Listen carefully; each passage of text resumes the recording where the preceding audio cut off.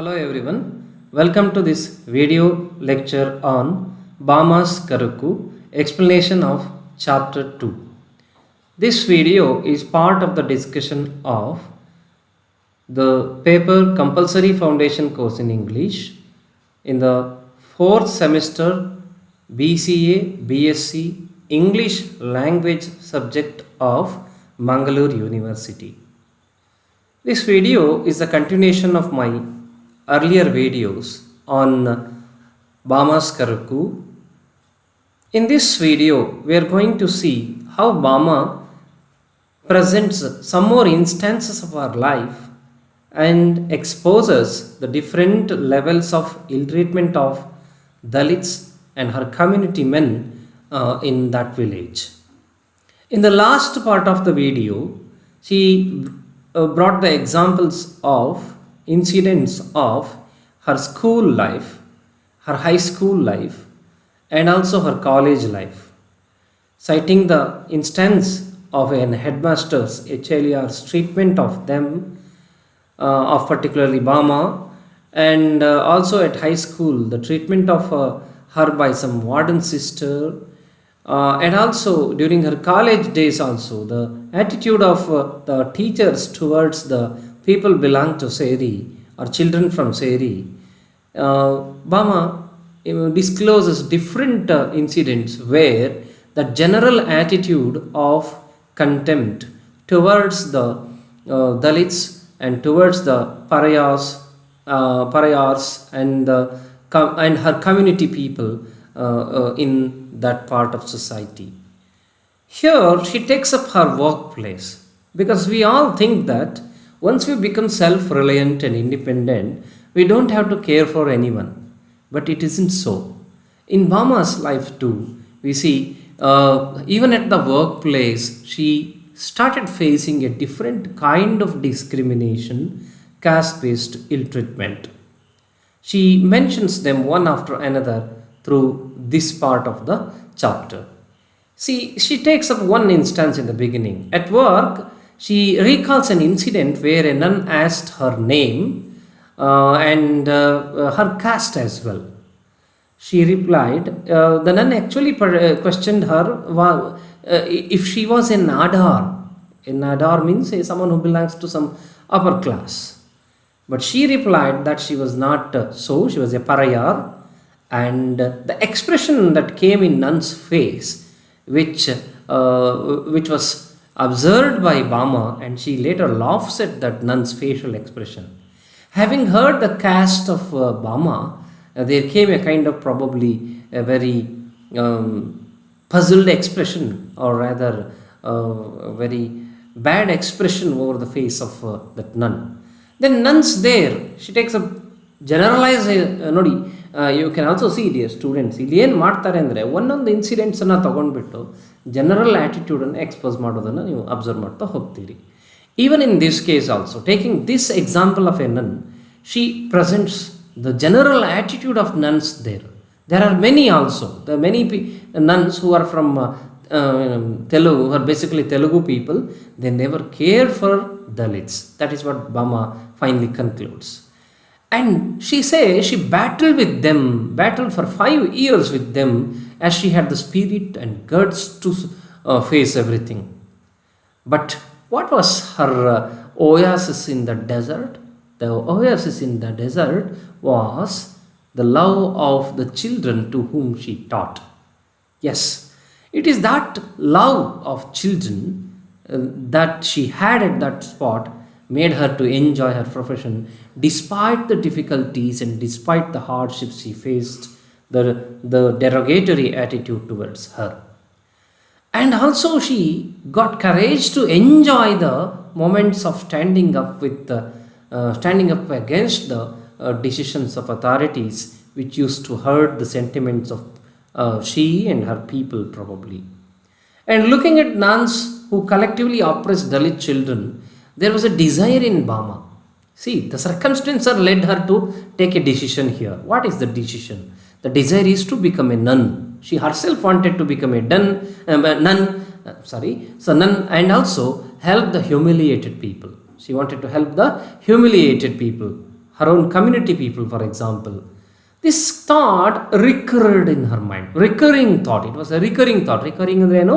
Repeated thought in her mind. ಮತ್ತೆ ಮತ್ತೆ ಮರುಕಳಿಸುವಂಥ thought. Therefore, she resigned her teaching post and finally entered the religious order with a hope that she can support those humiliated people of her community. Then, but we also see taking any bold step is not an easy thing. I think I remember somebody, one of my guru, telling us, if you want to initiate something new, people will come up with 3 stages. ಮೊದಲು ಅವರೇನು ಮಾಡ್ತಾರೆ, ಅನುಮಾನವನ್ನು ಪಡ್ತಾರೆ, ಇವನೇನಾದರೂ ಮಾಡ್ತಾನೋ ಇವರು ಮಾಡ್ತಾರೋ ಅಂತ. ಆಮೇಲೆ ಅವಮಾನವನ್ನು ಮಾಡ್ತಾರೆ ಕೆಲವು ಸಂದರ್ಭಗಳಲ್ಲಿ, ಕೊನೆಯಲ್ಲಿ ಬಹುಮಾನ ಕಾದಿರುತ್ತೆ. That is a situation, right? ಲೈಫ್ನಲ್ಲೂ ಕೂಡ ಇವರು ಕೂಡ ಹಾಗೆ ಆಗುತ್ತೆ. ಆರಂಭದಲ್ಲಿ ಏನಾಗುತ್ತೆ, her own relatives and friends told her not to quit the job and go for that religious order. They all tried to convince her about the possibility of doing good in the useful work in the same job. You can do that in the same job. You needn't go for a different position of a nun. And they also warned her that there are caste differences. Caste differences are there within the convents too. These caste differences will not support her or will not let her to grow there or achieve her dream. That was the warning given by her family members then. But she did not listen to them. She was firm in her decision. She wanted to do something. That tenacity, what we say, the determination which was there in her. Therefore, having that good intentions and deeds of the women who founded the convent, she decided to jump into the task, because the one who started the convent, they had a good intention of serving the needy and the poor people, and with that intention she jumped into the world of convent. Then she entered the order to live only for the poor and downtrodden. Downtrodden means the marginalized, not up to the development or not developed. Inside the convent, there was nothing supportive to her aim, but when she entered the convent, she realized this. Instead, she received the discrimination as a Tamil as well, a new discrimination now, because she already told us majority of the nuns are from Telugu, or they belong to Telugu, they're Telugu people. Therefore, naturally, their attitude towards the Tamil people was a little derogatory. So, what do you observe here? She as a woman faced discrimination. She as a Dalit faced discrimination. Now the third type of discrimination or negligence is she belongs to a Tamil community. Right? Tamil. She is a Tamil. She mentions it. So there is one interesting paragraph, very apt paragraph that discloses here. Let's move on to that part. One day, it begins with one day, in page number 24 of OUP. One day, the sister who was supervising our training asked in English why the birth dates were different on my degree certificates and on my questioning certificate. Yeah, this was a needless question by that woman, by that supervising officer, sister. So she questioned it. Then I said that people at my school had put down whatever birth date they chose for me because they didn't know any better. She would not believe me. Well, that would not have mattered either, but she would not leave it alone. She complained, you Tamil people, look at the attitude, you Tamil people want to get admission into schools under the false pretenses, changing the dates on your birth certificates. See, this is called prejudices. She considered all Tamil people are cheating, deceiving people in terms of producing their credentials related to date of birth. Yeah, that's what the attitude that reveals. Each words reveal it. I thought to myself, what a nuisance this is turning out to be. Thus far as they made us hang our heads in humiliation because of our caste, and this order, being a Tamil, seems to be equivalent to being a pariah. See, she has found on comparison that being a Tamil here is equivalent to being a pariah. There also you can understand the difficult life that a pariah has to lead. And same kind of ill treatment is again meted out to her here as a Tamil woman, she is receiving as a Tamil woman here. Thinking that the women did not know about village life, Bama tried to convince about the fact here when the women questioned about the date of birth, but she failed in that. Now it's true, even for many in villages, there was a rule, even in Karnataka, there was a rule that one has to complete 5 years and 10 months to start one's first standard.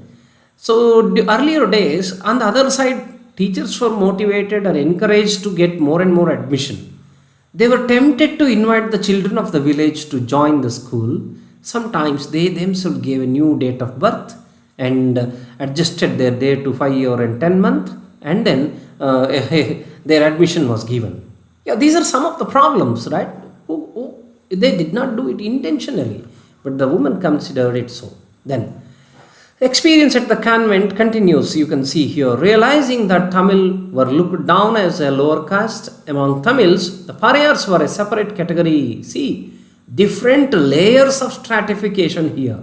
Tamils were kept separate, and among the Tamil also in the convent, pariahs were kept separate. Different levels of relegation or subjugation is practiced then.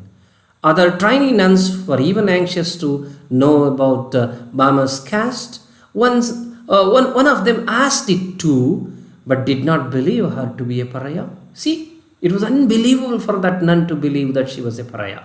What do you see here? That these are the instances where Bama is trying to disclose the attitude towards her community, how people thought or the impression they get when they hear the word the pariah, that she belongs to that community. That's what she's trying to make the readers understand. Then, before a few days of the completion of her training, a sister told them that they cannot accept a Harijan woman as a prospective nuns in a certain order, but there was a separate order for them. Then where is the equality here? That's a question she's raising. She sought the convent in order to support her people and find some equality there. But that wasn't there. It was still a mirage. Because she was told that they were given a separate order, separate list of people to are tasked to do. They were not there. They cannot come to the main order or mainstream here, it means. These words are thunderstruck and despaired at heart to know it at last. She inquired and received answer to join an order. Yeah, she also continued her efforts to find some struggle or make equality, and she lamented inwardly that there was no place that was free of caste. There was no place that was free of caste. I think somewhere I heard the way Ambedkar's words, who himself used to say that caste is difficult to cast away. I'm not actually quoting it from anywhere, but it was an account that I received from one of my teachers using in the class. True, maybe it's difficult to cast away. See, you can see in Bama's case, the caste that follows wherever she goes. At last she became a nun and entered a convent also. And the life at the convent as a nun continues. There also she was shocked to see the convent was attached to the school, and the convent was too without caste divisions. Within the convent also there were caste divisions, and it was attached to the school, and the school was attended by peoples from the wealthy class, rich people. The pariahs were to look after sweeping the premises, swabbing and washing the classrooms, cleaning out the lavatories. What do you observe here? All these, what we say, somewhat cleaning works, or where one has to do with the slum and dirt, those works were given to the pariahs.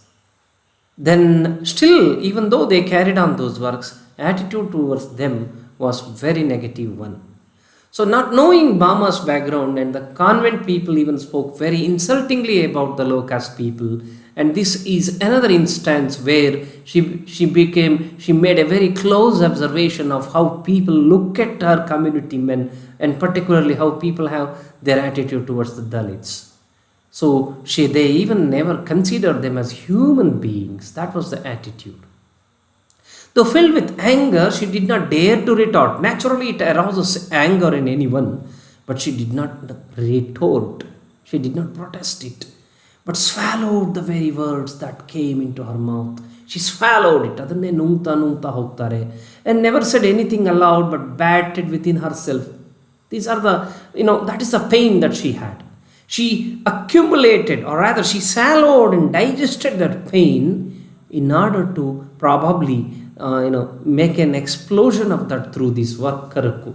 Because Karukku is a response to all such humiliations, instances of humiliation she underwent, and she rightly mentions layers after layers, incident after incidents, where she was exposed to that kind of caste discrimination and ill treatment based on the caste system, right? Then, thus, as a nun again at the convent, we see the notions of the convent people as the low caste people are all degraded. The notions, the attitude of the convent people at the low caste people are all degraded in every way. It was degraded attitude towards them. Bama has some interesting quotes again. So we see, she says in page number 26 of OUP that they think we have no moral discipline, nor cleanliness, nor culture. They think that this can never be changed. To aid us is like aiding cobras. They speak such words all the time without even thinking. And I sat there like a lamp of tamarind, listening to all these and dying several deaths within. I would tremble to think how they would react if they realized that I was a Dalit. And being a coward, I survived somehow. Being a coward, I survived somehow. What do you see here? She remained a coward in the sense she did not protest. Being a coward, she survived. Otherwise, she was not able to survive there. She would have exploded against all the bust. She would have made a lot of protest. That would have led to her own problem then. That's the way she writes here. These words, what those people speak at them, clearly reveals such a kind of attitude which is totally negative towards the people of Pariah community, or even all the Dalits there. So, dear students, you can think it at another side of this. See, she sought a convent, or she sought that in the position of a nun, thinking that it would support her to serve the people of her community, or people or Dalits in general who are under distress. And the outer world appeared as if that all of them, the people at the convent, support this issue too. But when she walked inside, she realized it was just a pretense, a kind of sham. Yeah, that actually disappointed her very much. Then also respected, though a Tamil woman, as she did all the jobs capably. Yeah, there was respect for her. But see, she received respect, but at the same time she received the contempt, she received the hatredness of those people towards her own community men in the spot. She cannot protest. She has to bear everything. That is why Bama, with such a pain, writes these words. These are the words which are a result of wounded soul, wounded mind. Therefore, they come in such a bitter way, like a whip on the like the beat of a whip, right? So that's the way. Anyhow, the burning anger within to see the menial job were all done by Dalits who were abused and treated in a degraded way. Yeah, you can see they used to do the menial job, all the somewhat jobs associated with the dirt, And again, though they did all that, they're degraded. Bama also narrates how she was fain to see all this in the same page. But we can see Bama became a dumb witness to this ill treatment of the low caste people and couldn't protest in that setup. She has to see the exploitation in a way passively. She became, a neutral to the things going on in front of her eyes, and in a way, her heart, because of the circumstances where she cannot protest, supported this situation. She became helpless. Yeah, that's why probably she has to think of quitting even Nun's job. Let's see what happens ahead. But you see, through this part of the chapter, Bama exposes the caste-based discrimination and differences or ill treatment in society, which was particularly present in the convent, right? Giving the examples of her life at convent, how society has got that another. Then the author questions the caste-based prejudice and sick attitude widespread in the convent, and the author's realization of the evils associated with the caste are everywhere. That you can see here. There is no escape from the evils, for the evils of caste system, as she concludes here, right? So, and at the same time, this chapter accounts, as I told you, is the document of the prejudices and the sick attitude of the people towards her community people and Dalits in general, right? So anyhow, with that, we will end this video, and we will discuss further the last part of the chapter 2 in the next video. Thank you for watching.